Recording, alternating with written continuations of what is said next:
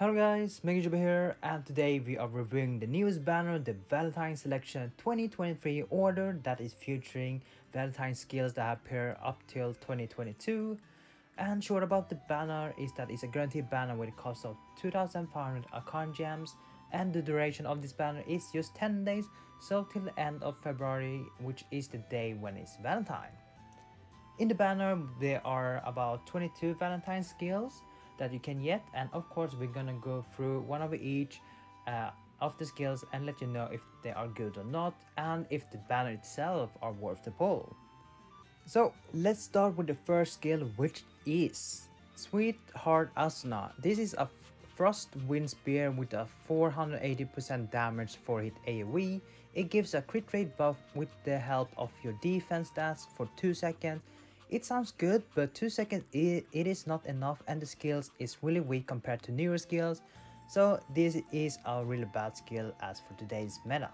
Earnest Choco Koharu, a passive skill that gives you 7.2% attack, 21% damage on the enemy with an attack debuff and a defense debuff. A really good passive when you do it in a party event or in a raid if you don't have any better passive skills, and if you or one of your party member can apply both attack and defense debuff, that will be great. Otherwise the skill is bad without one of those debuffs.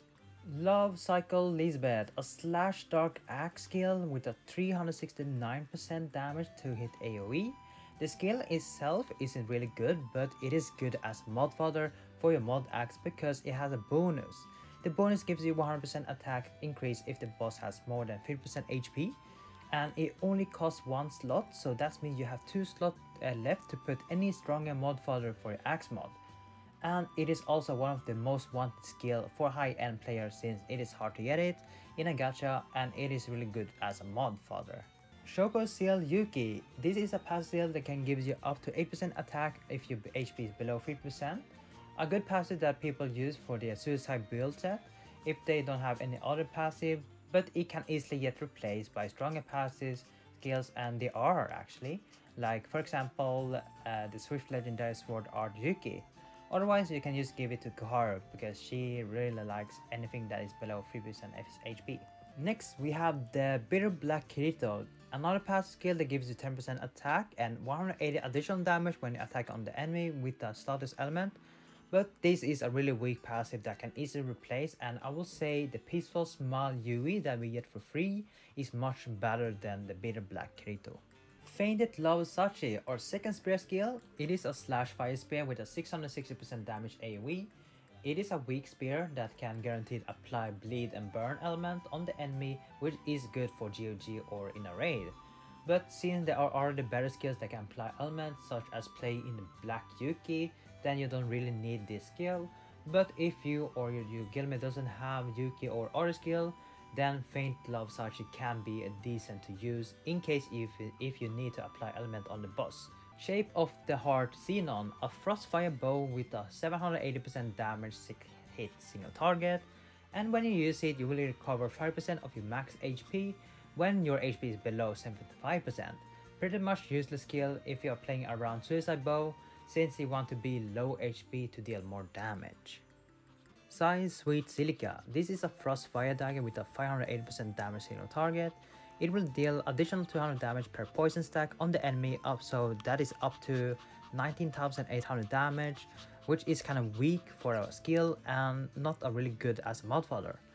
And something that is even better than this skill is the free skill which we can get is the Unexpected Potential Stilla, which gives you more attack, depends how many element stacks there are on the boss. So that means you can get up to close 80% extra attack, which is better than Shy Sweet Silica. Passion Attack Alice. This is a slash fire sword skill with a 580% damage single target. It does the same as Shy Sweet Silica, but instead of poison it is burn, so really weak, just like the Silica one. Straight Heart Eugeo. This is a passive skill that helps you to apply burn in case if the enemy has a burn resistance, or if you have skills that have low chance to apply burn. And the passive also gives you up to 16% attack on the enemy that has burn on them. A decent passive, I would say, that you can easily replace if you have a passive that gives better attack than the usual one. Lively Whipper Yuuki. This is a passive skill that can give you up to 80% attack and also 80% crit rate if your HP is above 75%. A really nice passive skill if you can stay above 75% HP, but there's a better alternative that you can use, which is the Unbreaking with Yui, which is also an awakening skill.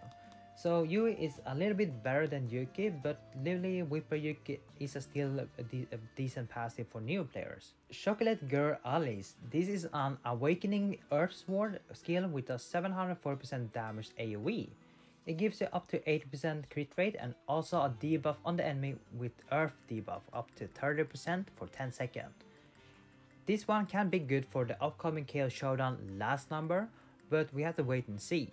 Otherwise, this is a decent sword skill, but not that many use it since we have Piercing Hero Kirito that is better as being a support.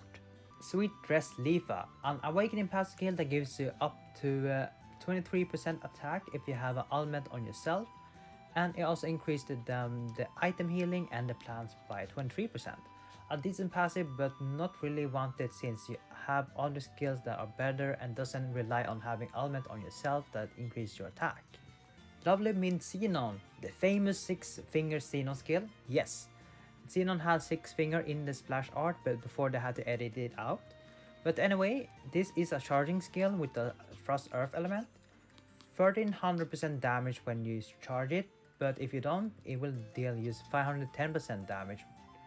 And it gives you evasion buff up to 9%. And for the charging one, it will also give you additional damage depends on your hits number. And this is not the best bow skill out there, and there are better skills that can perform better and gives better buff or damage.